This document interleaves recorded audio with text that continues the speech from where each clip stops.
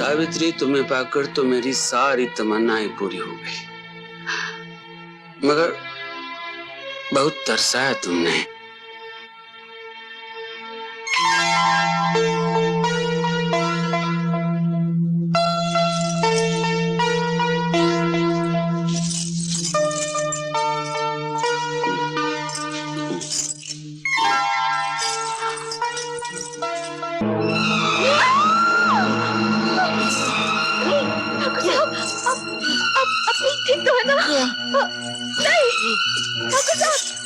ये क्या हो गया? हे भगवान, आप कुछ बोलते क्यों नहीं? ठाकुर साहब होश में आइए, होश में आइए ठाकुर साहब। बाजी, बाजी, बाजी! हे भगवान, ये क्या हो गया? ठाकुर साहब, क्या हुआ बहू? बाजी, क्या हुआ जीजी? साहब, क्या हुआ? जा जल्दी से बैग को बुला। जा। ये क्या हुआ? मालकिन, लगता है कि अब बड़े मालिक नहीं रहे। क्या?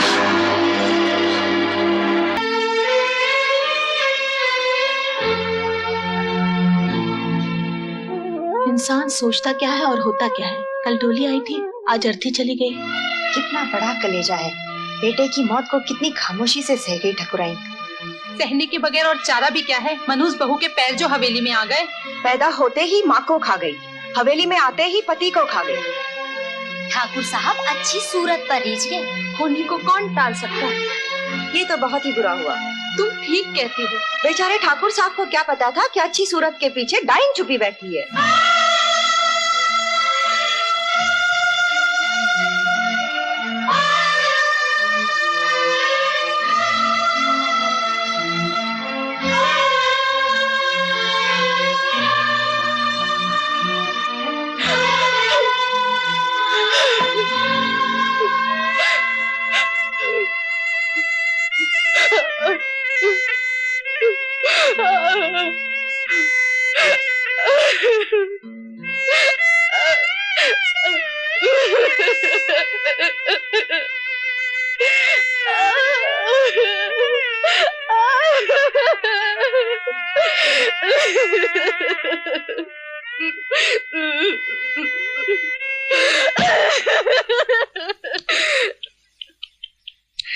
मुआ बुढ़ा तो चल बसा, इस बेचारी को जवानी में तड़पने के लिए छोड़ गया।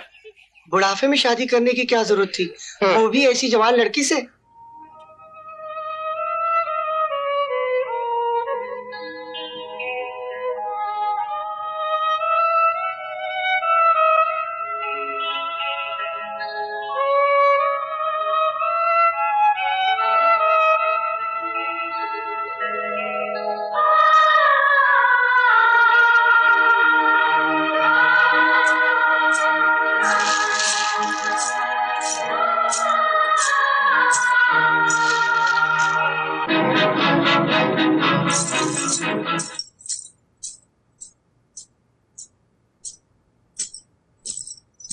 जीजी, अभी तो जेठ जी की चिता की राख भी ठंडी नहीं हुई और तुमने श्रृंगार पट्टी शुरू कर दी। माँ जी ने ही कहा था नहाने को। माँ जी ने नहाने के लिए कहा होगा, अपनी जवानी दिखाने के लिए नहीं। ये तुम्हारा मायका नहीं है जीजी, ठाकुरों की हवेली है। इस हवेली की मान मर्यादा में रहकर ही चलना होगा। अब इस दुनिया में तुम्हारी सुंदरता की नुमाइश देखने वाले तो रहे नहीं। और फिर ये मत भूलो जीजी, सफेद लिबास पर दाग बहुत जल्दी लगता है।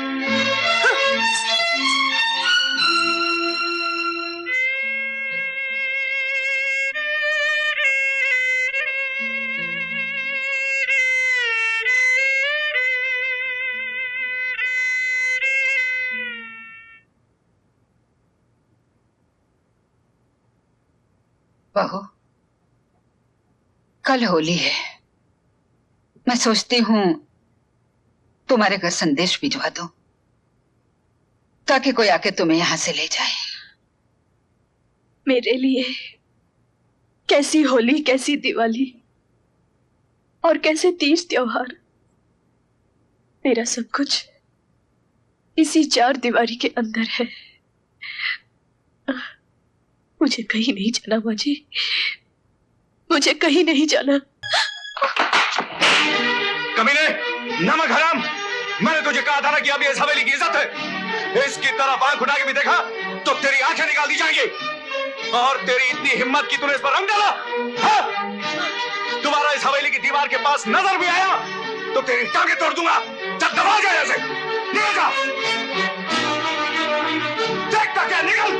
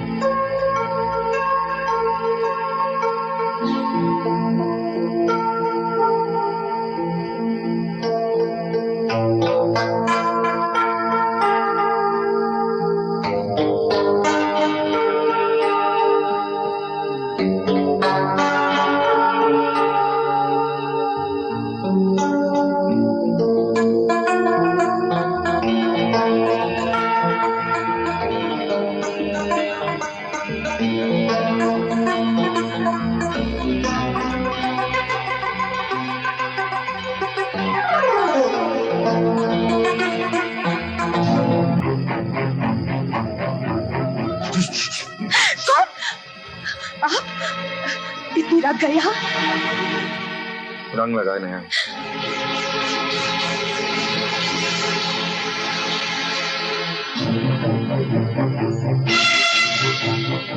गैरों से लगवाती हो। मैं तो फिर भी तुम्हारा अपना हूँ। अरे मुझसे लगवा लोगी तो तुम्हारा क्या बिगड़ जाएगा? भगवान के लिए आप यहाँ से चले जाइए। आज तो तुम्हें रंगे बगैर कहीं नहीं जाऊंगा भाभी।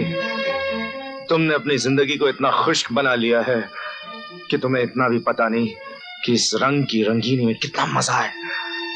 एक बार भाभी, एक बार ये रंग तुम पर चढ़ जाएगा तो जिंदगी भर नहीं उतरेगा। छोड़ दीजिए देवर जी, छोड़ दीजिए। भाभी एक बार। ये आप क्या कर रहे हैं? भाभी एक बार। देवर जी नहीं। भाभी एक बार। आप कुछ ना, ये गलत है। ये गलत नहीं है ये भाभी। पाप है। नहीं भाभी, ये पाप नहीं है भाभी। माँ जी, भाभी। क्या हुआ माँ जी? माँ जी, माँ जी।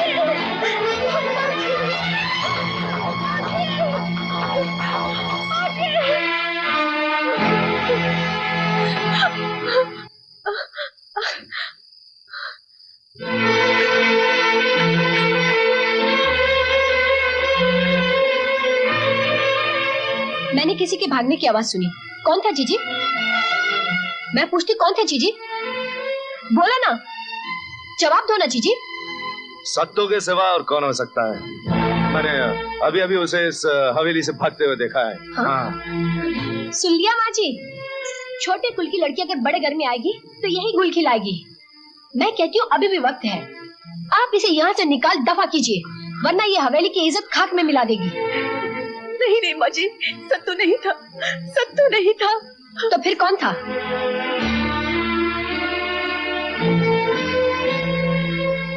देवर जी थे। नहीं माँ, भाभी झूठ बोल रही हैं। कमीनी, कुलच्छनी, मेरे पति पर इल्जाम लगाते हुए तुझे शर्म नहीं आती?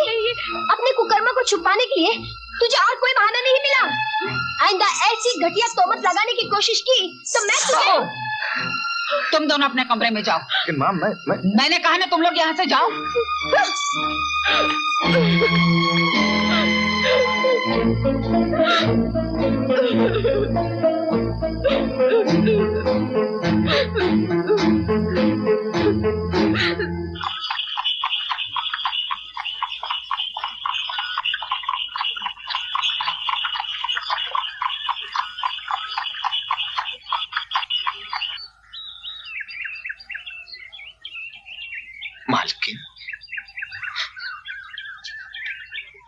प्रणाम। आप और जे कुटिया में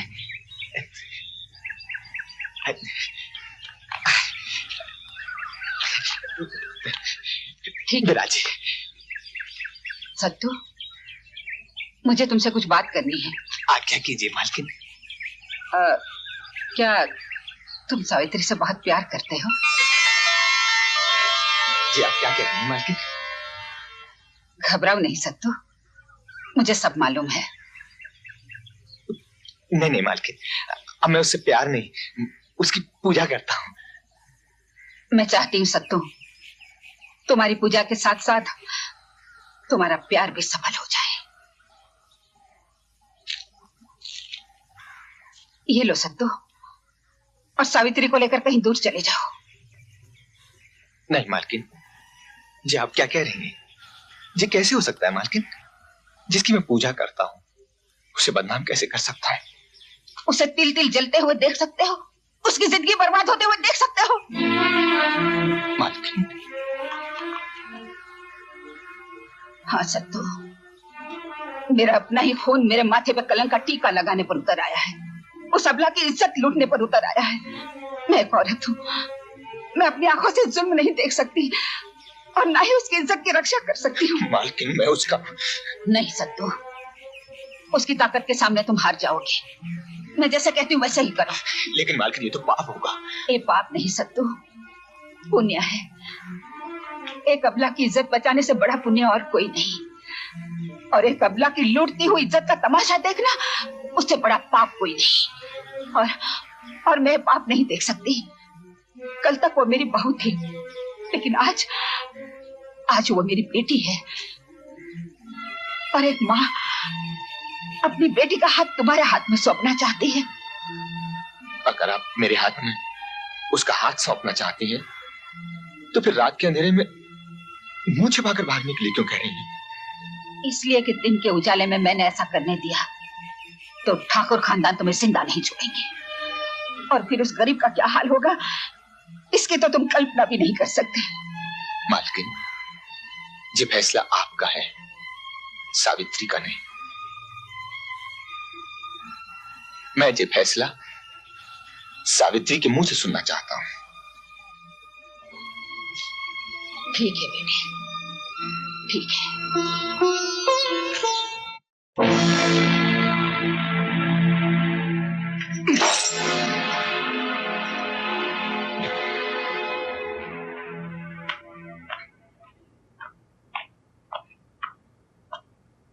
कान खोलकर सुन लो भाभी, बलवंत की नजर एक बार जिस पर पड़ जाए उसे हासिल किए बगैर छोड़ता नहीं। हाँ।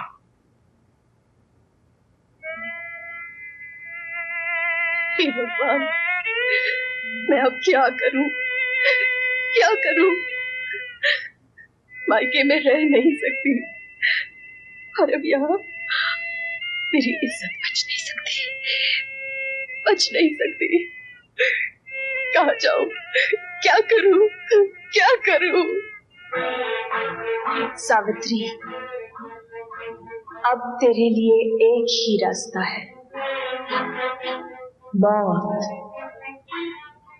मौत, मौत।